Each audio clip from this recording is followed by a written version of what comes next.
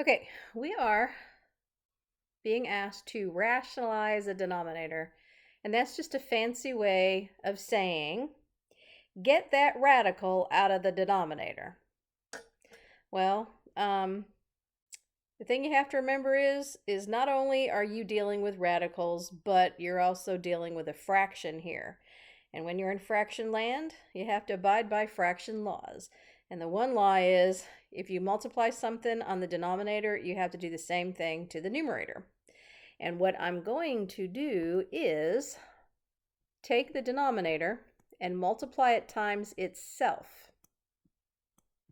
Because when I take the square root of 7 times another square root of 7, what I get is the square root of 49.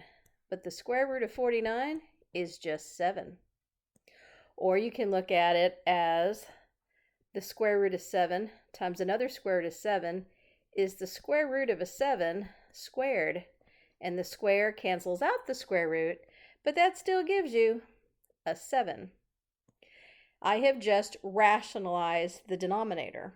I got rid of the square root. But because I'm also dealing with the fraction, if I do that to the denominator, I have to do the same thing to the numerator. And when you take the square root of 5 times the square root of 7, that is simply going to be the square root of whatever 5 times 7 is. And 5 times 7 is 35. Now that's still underneath the radical.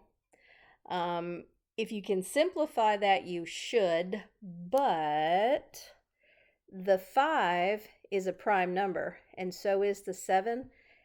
They don't have any other factors except for themselves, 5 and 7. And neither 5 nor 7 is a perfect square, so I can't simplify it. So if you can't simplify the square root of 5 or the square root of 7 before you multiply, you won't be able to simplify them after you multiply. So it's not pretty, but this is my answer. And you're probably saying, well, that doesn't look any more simplified than the mess I started with. True, but you're really not, I guess you are simplifying, but they're calling it rationalizing a denominator. One way I can write this is the square root of 35 over 7, or you can write it as 1/7 times the square root of 35. Or I can say I have 1/7 of a square root of 35.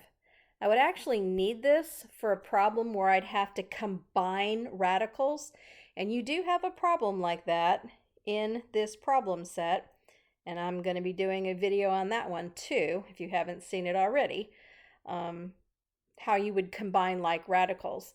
And in order to combine like radicals, you need to have the coefficient out in front of the radical, just like you would have like a 1/7 x.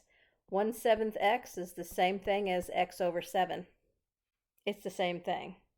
So when you rationalize the denominator, you're trying to get that radical out of the denominator so you can get a clear view of what your coefficient is. And there you go. Let me do an example real quick where you could simplify it, because on this one I couldn't simplify that square root of 35, but let me find one where I can. I'm just going to make this up off the top of my head. Forgot to finish erasing over here, sorry. How about we have the square root of 6 over the square root of I don't know, 8. Okay, and they say rationalize that. Well, it's the denominator you want to get rid of the radical. So I would multiply the square root of 8 times itself. The square root of 8 times the square root of 8, technically, this is the square root of 8 squared, or you can see it as the square root of 64. But either way, it simplifies just to be 8. But if I do it to the denominator, I gotta do it to the numerator because I'm in fraction land.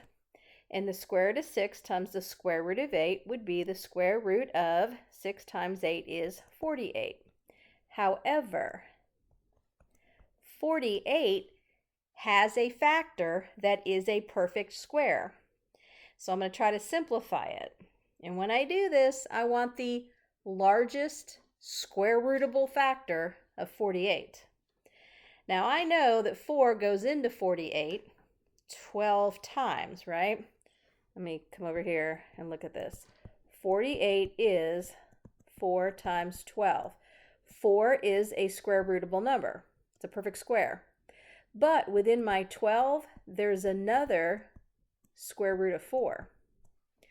So if I were to look at it like this, 4 times 4, I could break the square root of 48 down to be the square root of 16 times the square root of 3. There's the square root of 3. And the square root of 16 is 4, but I still have the square root of 3. So my numerator over here becomes 4 square roots of 3. It's still all over 8, but then I can reduce on the diagonal here. Let me use a highlighter to show you this. On the diagonal, you have 4 eighths right here. 4 eighths, that would reduce down to 1/2, but you still have that square root of 3. And then, of course, the most simplified way you can write it is the square root of 3 over 2, because this 1 right here really isn't needed. And that's one where I can simplify.